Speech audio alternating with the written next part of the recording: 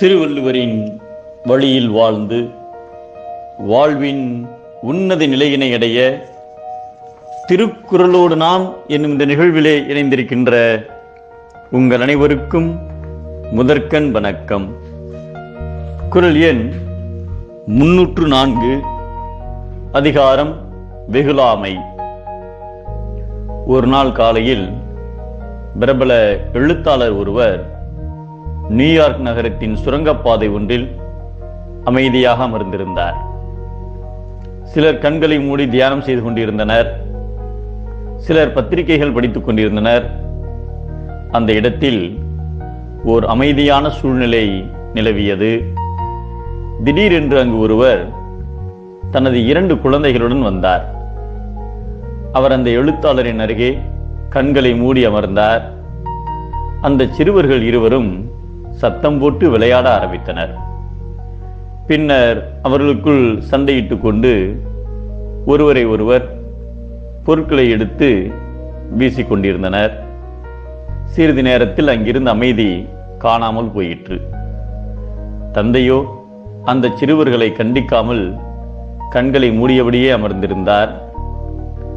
அருகில் இருந்த அந்த எழுத்தாளரோ தன்னம்பிக்கை, பொறுமை பற்றியெல்லாம் நிறைய எழுதி குவித்தவர்.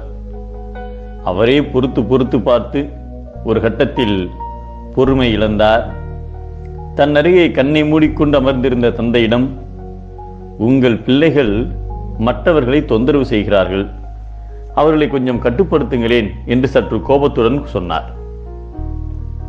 கண்களை மெதுவாக திறந்த தந்தை மெதுவாக அவரிடம், 1 மணி நேரத்திற்கு முன்பு அருகில் உள்ள மருத்துவமனையில் அவர்களின் தாய் இறந்துவிட்டாள்.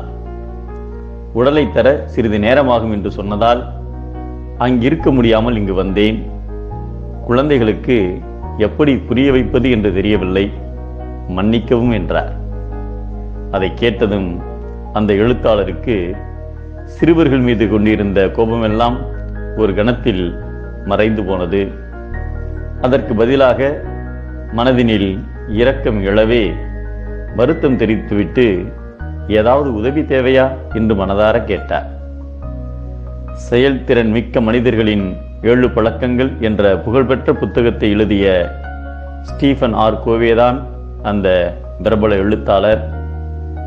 இந்த நிகழ்ச்சியில் அந்த சிறுவர்களின் செயல்கள் மாறவில்லை, அந்த அமைதியான சூழ்நிலை மீண்டும் திரும்பவில்லை.